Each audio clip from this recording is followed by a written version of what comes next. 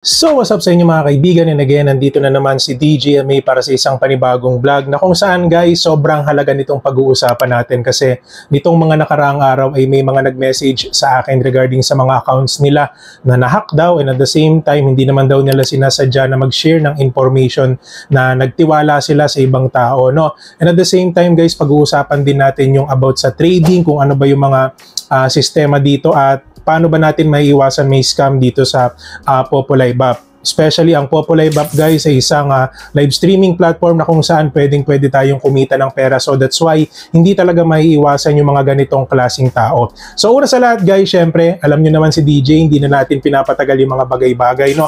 So first of all guys, ang ating laging tatandaan pag nagsha-share tayo ng info dito sa Popo, iwasan natin yan, yung pagbibigay ng ating private information like yung ating Google account, di ba? Kesyo na pagkatiwalaan natin sila dito sa Popo Live, nakuha nila yung loob natin, and eventually dahil nga malapit na sa isa't isa, hindi naman natin aakalain kung ano ba talaga yung intention ng mga nakikilala natin dito. Okay, kaya guys, para sa akin, common sense na ibigay natin yung ating private information sa ibang tao, lalo na kung sa social media lang natin nakilala. Okay, so number one rule guys, para hindi kayo ma-hack, iwasan yung ibigay or sabihin natin mag-open ng inyong mga Popo account sa ibang cellphone, or sabihin natin sa cellphone ng hindi nyo naman talaga masyado pakakilala. Kasi nangyayari po yan guys, na for example, nag-open ako ng aking account sa ibang cellphone, tapos yung tao na yon may intention pala na i-hack yung aking account. So dun kayo nadadali.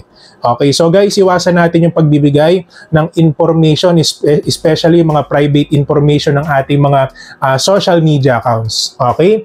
And of course guys, yung pagpapahiram ng ating mga cellphone na gamit. For example, nangyayari to, nagkaroon kayo ng eyeball or get together, no? Kumbaga, ako kasi guys, na-experience ko yan, yung parang yung mga nakilala ko sa live streaming app, nagkita-kita kami, nag-swimming pa kami. But eventually, yung mga nakilala ko naman guys, mababait naman sila, and at the same time talagang friendly. So hindi ko makakalimutan yung mga nakilala natin sa App Live, sa Nikki Live, okay, and of course sa Popo Live. Mababait naman yan. Pero pag minalas-malas kayo mga kaibigan, talagang minsan may nangyayari na ganyan na kung saan, for example, no, close na kayo, nakuha na yung tiwala mo, and sinabihan ka na, ganito DJ, baka pwedeng pahiram naman ng cellphone mo, ganyan, tatawag lang ako. Wala kang kamalay-malay guys, na baka mamaya tinitignan niya na yung mga private information mo, or sabihin natin baka may nililink na siya na tawag dito na ibang account sa cellphone mo, or sabihin natin baka talagang ini-scan niya na yung mga information na hindi naman niya dapat malaman, na kung saan ito yung magiging reason para ma-hack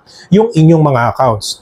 Okay? And of course guys, kung tayo po ay magpapa-recharge ng ating mga coins, alam naman natin guys sa Popo, hindi rin po magi-improve yung ating level, and of course yung ating wealth level, kung wala tayo nung tinatawag na coins. May PK battle ang tropa mo sa Popo Live App at naghahanap ka ngayon ng murang bilihan ng coins na safe, quality at mabilis na makakarating sa iyo. Huwag ka naman problema pa kaibigan, dahil nandito na ang CocoDP. Ang CocoDP ay isang recharging platform na kung saan nagbibigay sila ng mura, kalidad at legit na recharge points. At kung ikukumpara natin ang presyo dito sa CocoDP sa mga in-app purchase, ay talaga namang masasabi natin na mas mura talaga dito sa CocoDP. Follow these easy steps para makabili kayo dito. Step 1, ilagay ang inyong user ID number.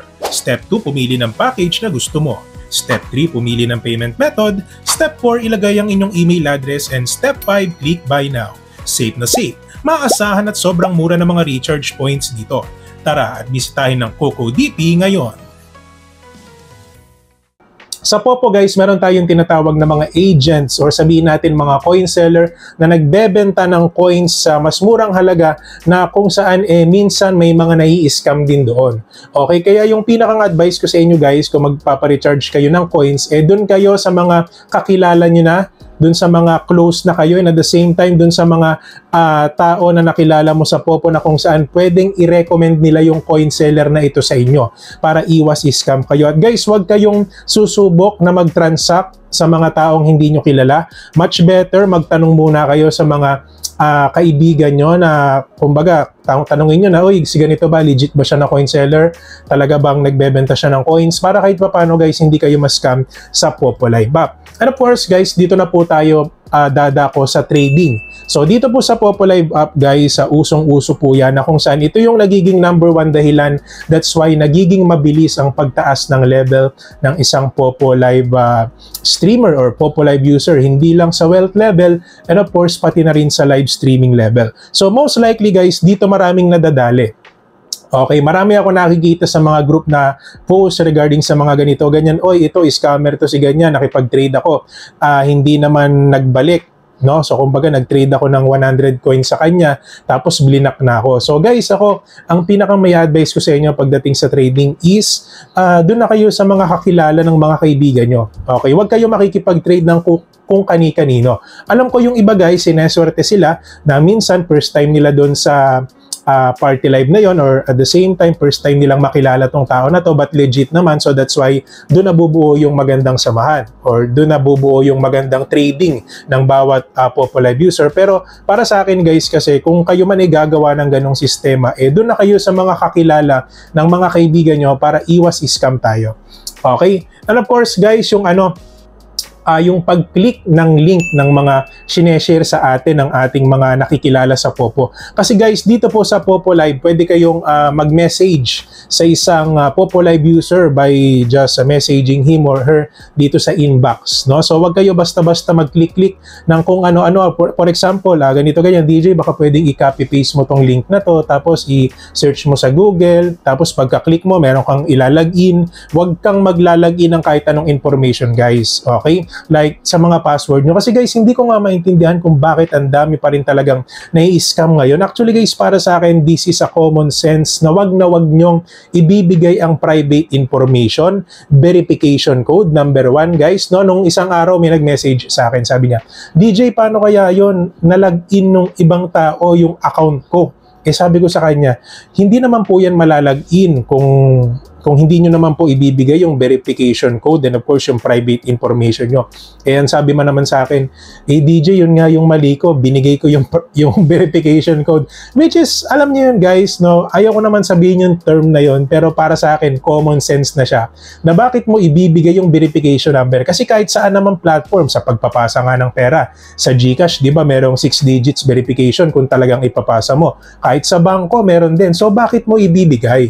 Diba? So, dun pa lang guys, big no-no na. So, wag nyong ibibigay ang kahit anong information nyo or wag kayo magkiklik ng kahit anong link. Okay? And of course guys, ito, ang pinakamahalaga sa lahat para sa akin, be observant doon sa true identity ng kausap nyo. Kasi guys, sa mga di nakakaalam, madami din pong Popo Live user ang dumadaan sa face authentication, pero hindi naman yun yung ginagamit nilang pangalan sa totoong buhay. It means, guys, hindi ko naman pwedeng sabihin na baka mang-scam sila, pero kasi yung iba gumagamit lang talaga ng nicknames kasi dun sila nakikilala sa ibang platform. Kasi may mga ganong live streamer guys na gumagamit sila ng palayaw sa ibang platform, no? Tapos, pag lumipat sila ng ibang platform, nakikilala agad sila kasi nga nakilala na sila dun sa ganong alias. Di ba? Pero para sa akin guys, ayun yung pinakamahalaga, maging observant kayo.